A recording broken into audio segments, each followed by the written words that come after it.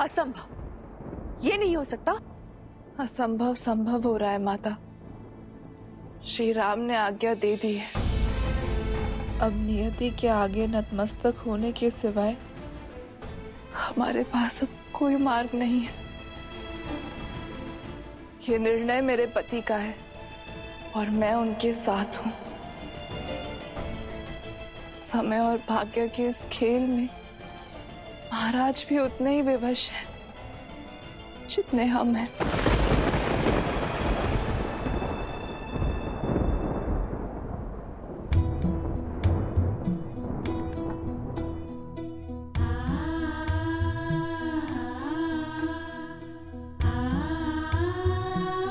मेरे स्वामी अयोध्या की सुरक्षा के लिए अपने प्राण न्यौछावर कर रहे हैं। यदि वो इस त्याग की पराकाष्ठा पार नहीं कर पाते तो आज अयोध्या ऋषि दुर्वासा के क्रोधाग्नि में जल रही होती। अब अश्रु क्यों बहा रही है? आपको तो प्रसन्न होना चाहिए कि ऐसे महान पुरुष आपके पुत्र हैं, मेरे स्वामी हैं और अयोध्या के रक्षक हैं।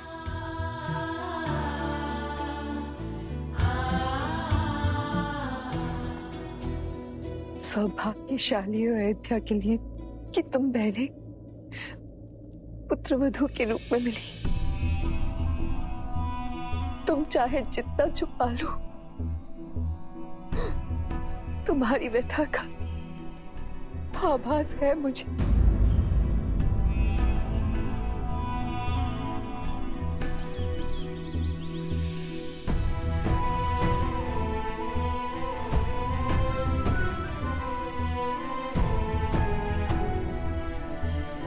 हे सूर्यदेव, मेरी अयोध्या नगरी पर सदा अपनी कृपा दृष्टि बनाए रखिएगा।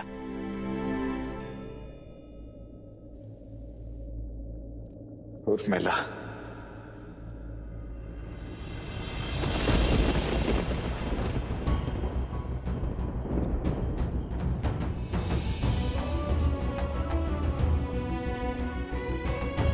क्षमा करना उर्मिला।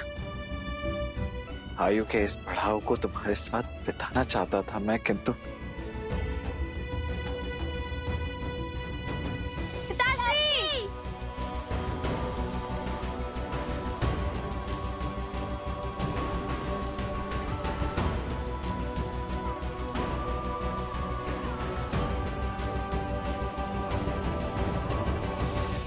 ये नगर में क्या बातें हो रही है पिताश्री?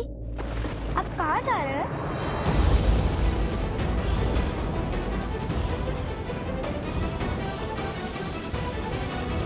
आप कहाँ जा रहे हैं? जीवन की सबसे लंबी यात्रा पर, परंतु इस यात्रा पर जाने से पूर्व मुझे आप दोनों से एक वचन चाहिए। दोगे मुझे? आप दोनों को जीवन भर लव कुश की प्रतिछाया बनकर रहना है, सदा उनका साथ देना है। जिस प्रकार मैं श्री राम का साथ देता आया हूं, तुम दोनों को भी आगे चलकर अयोध्या की उसी प्रकार सेवा करनी है जिस प्रकार तुम्हारे पिताश्री करते आए हैं। बिना किसी प्रश्न, बिना किसी शंका के सदा सर्वप्रथम रघुवंश की लाज बचानी है। लवकुश और अयोध्या पर आई हर समस्या, हर विपदा की ढाल तुम दोनों को ही बनना है।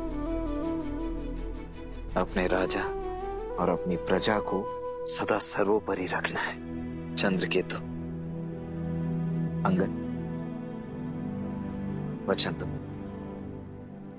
अपने पिताश्री की ये इच्छा पूरी करोगे ना तुम दोनों?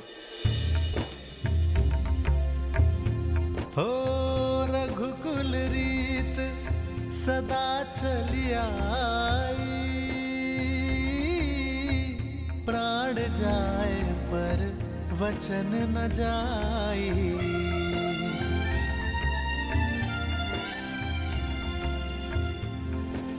पुत्र,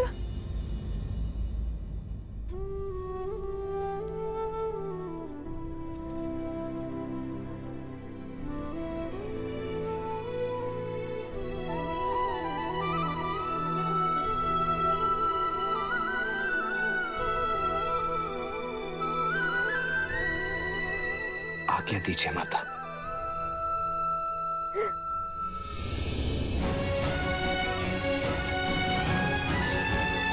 नहीं माता,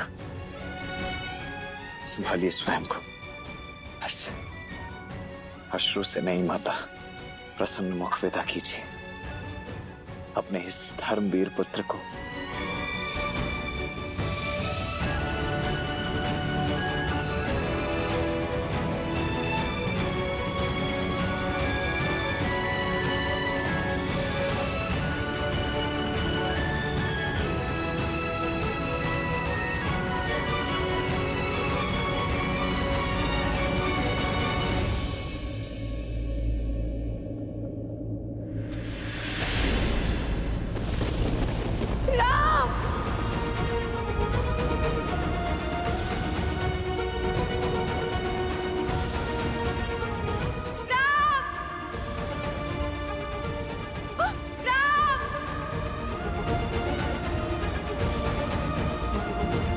माँ, ये कैसे घोर पाप का भागी बना रही हैं आप मुझे?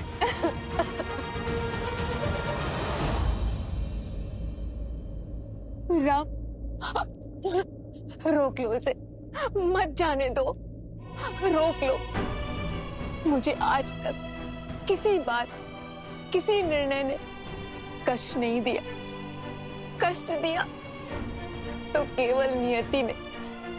ये मेरी एक माँ की उलाहना है भाग्य को, जिसने हमारे परिवार को सब कुछ दिया।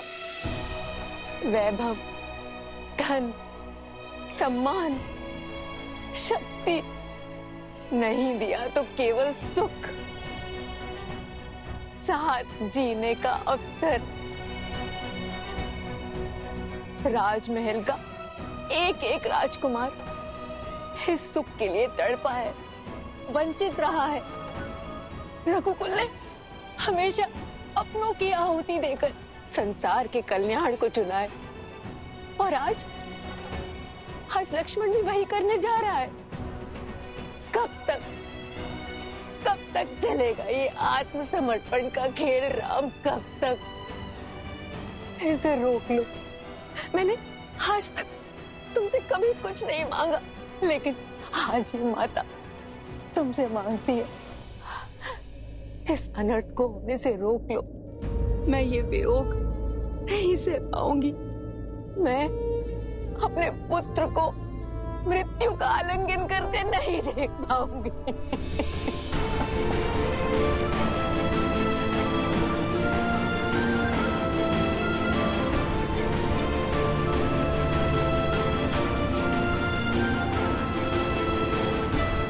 माँ,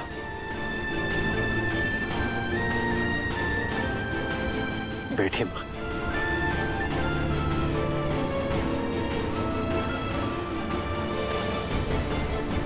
यदि मैं आपसे ये कहूं कि मैं आपकी व्यथा को समझता हूं, तो ये सत्य नहीं होगा माँ। किंतु मैं एक सत्य को अवश्य समझता हूं कि सीता को खोने के पश्चात मैं नियति के विरुद्ध जा खड़ा हुआ, सब कुछ नष्ट करने को तत्पर हो गया। नियति अत्यंत कठोर होती है माता, किंतु उसे बदलना असंभव है। यदि हम कितना भी प्रयास करें, उसका परिणाम भयावह ही होगा। हर घटना के पीछे किसी नियति का ही उद्देश्य होता है मां। सीता का युग स्वतः जाना हम सबके लिए जितना दुखदायी था, आने वाले युगों स्त्री के सम्मान के लिए वो उतना ही सुखदायी होगा। जब जब स्त्री स्वयं को इस पृथ्वी पर निर्बल पाएगी, तब तब वो सीता को स्मरण कर अपने भीतर हर परिस्थिति से लड़ने की जोर जलाएगी। सीता वो बल उनके भीतर बनकर बहेगी जो उनका सामर्थ्य बनेगी। उसी प्रकार जब एक भाई दूसरे भाई को छलेगा, उसके प्रति द्वेष और अनादर का भाव रखेगा, तब तब उसे लक्ष्मण का नाम, उसका जीवन, उसके त्याग का स्मरण होगा। जब जब एक भाई दूसरे भाई की ओर अपना विश्वास खोने लगेगा, तब तब लक्ष्मण वो खोया विश्वास बनकर उनके भीतर बहेगा। मैं जानता हूं मां कि अयोध्या में जो कुछ भी घटा है वो असहनीय है, किंतु कदाचित जो दुख, जो पीड़ा, जो परीक्षाएं हम झेल रहे हैं वो इसलिए ताकि आने वाली पीढ़ियों को ये कष्ट ना झेलना पड़े, ताकि हमारा जीवन उनके लिए उदाहरण बन सके, ताकि हमसे सीख लेकर वो अपना जीवन उचित ढंग से जी सके। फिर मानव जीवन तो होता ही है उदाहरण प्रस्तुत करने के लिए मां। हमसे सीख लेकर ही तो आने वाली पीढ़ियां अपना निर्वहन कर सकती है। इसलिए मेरी आपसे हाथ जोड़कर विनती है मां,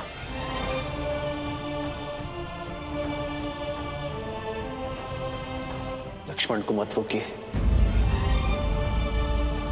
उसे वो उदाहरण सिद्ध करने दीजिए मां। भैया,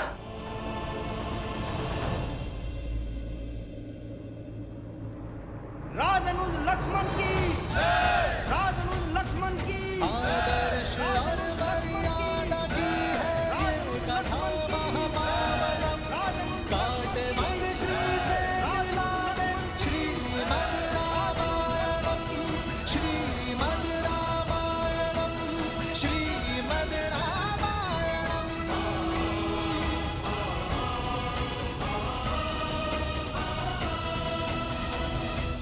अयोध्या मेरी जन्मभूमि, मेरी कर्म भूमि, मेरी परम शक्ति, मेरे प्राण, मेरा सर्वस्व। ये लक्ष्मण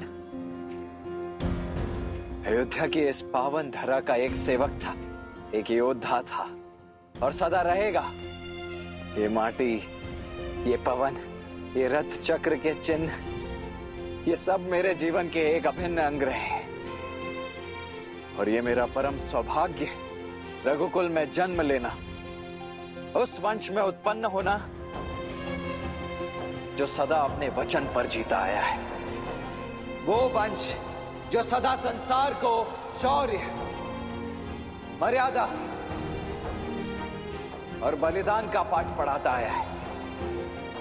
मुझे प्रसन्नता इस बात की है कि मैं रघुकुल के नाम की लाज संपूर्ण जीवन रखता रहा और आज भी इसे अवश्य निभाऊंगा। राजनुज लक्ष्मण की, राजनुज लक्ष्मण की, राजनुज लक्ष्मण की, राजनुज लक्ष्मण की। मेरे भैया, मेरे प्रभु श्री राम के चरण मेरे लिए धर्म का मूल रहे हैं। ये केवल मेरे बड़े भैया ही नहीं, अपितु मेरे स्वामी, मेरे ज्ञान, मेरे प्राण, मेरा सर्वस्व है।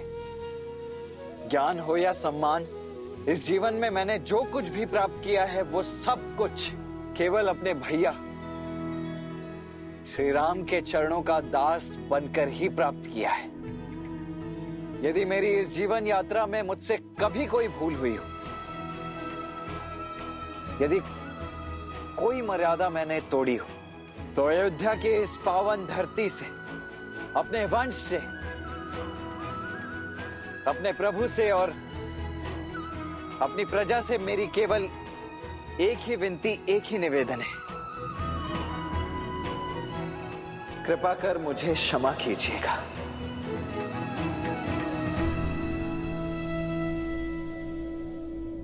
जय श्री राम, जय श्री राम, जय श्री राम, जय श्री राम।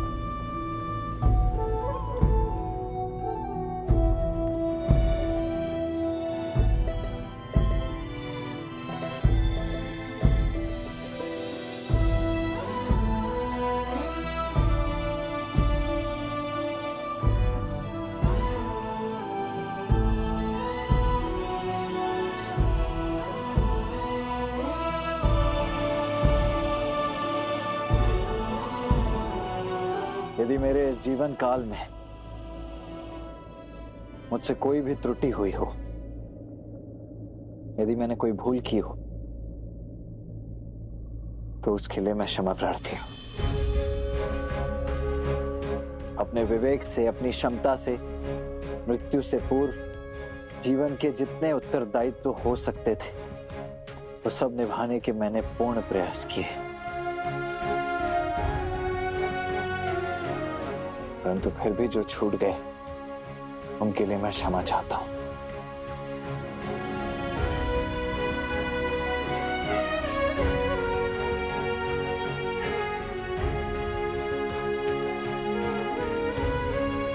अब इन सभी का उत्तरदायित्व तो एक बार पुनः आपका हुआ भैया।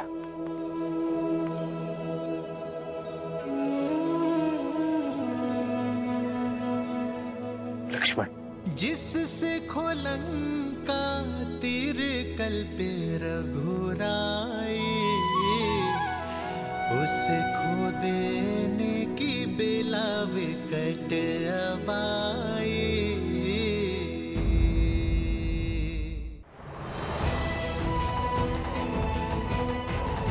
राजनुज लक्ष्मण की, राजनुज लक्ष्मण की, राजनुज लक्ष्मण की, राजनुज लक्ष्मण की।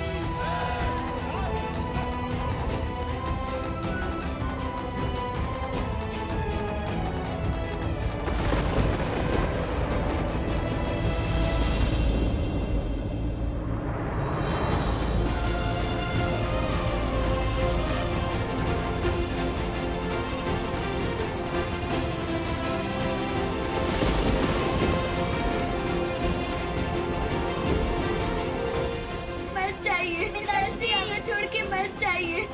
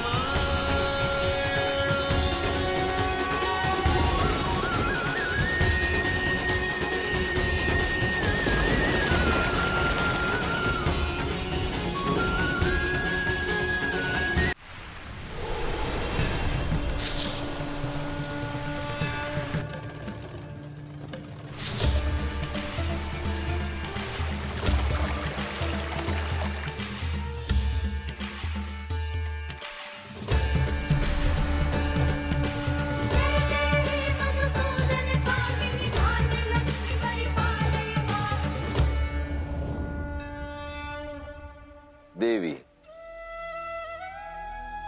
कैसा विकट समय है महादेव। मन कितने विपरीत भावों का आभास कर रहा है। एक ओर वियोग का दुख, तो दूसरी ओर लक्ष्मी और नारायण के आने वाले मिलन का सुख। यही तो रामायण की सुंदरता है, उसकी विशिष्टता है। अंत में सब शुभ ही होता है। मुझे तो लवकुश की चिंता हो रही है। वो कैसे उस गांव को विष के प्रकोप से निकालेंगे। इतने दिन हो गए ध्यान में लीन हुए, फिर भी कोई हल नहीं निकला। रघुकुल के वंशज की कैसी चिंता देवी। इस कुल ने अपने पितरों के लिए कई बलिदान दिए हैं, और समय आने पर अनेक रूपों में वही पितृ अपने वंशजों की सहायता के लिए, उनके समर्थन के लिए अवश्य आएंगे।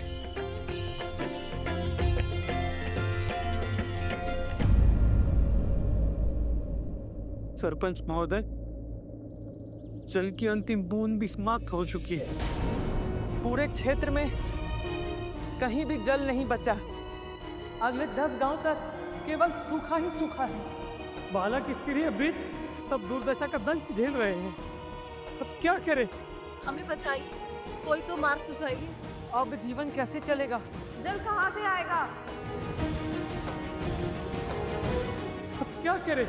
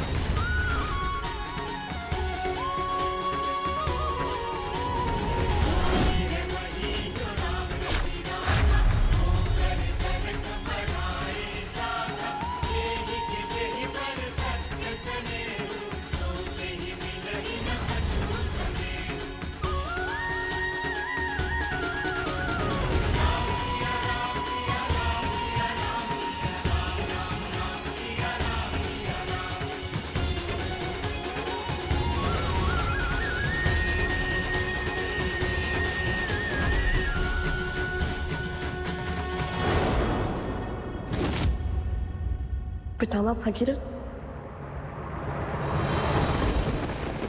भागीरथ अपना पितृ पूर्ण करो, हमें मोक्ष दिलाओ, हमारा पिंडदान करो, हमें मोक्ष दिलाओ, भागीरथ मोक्ष दिलाओ, हमें मोक्ष दिलाओ, भागीरथ मोक्ष दिलाओ।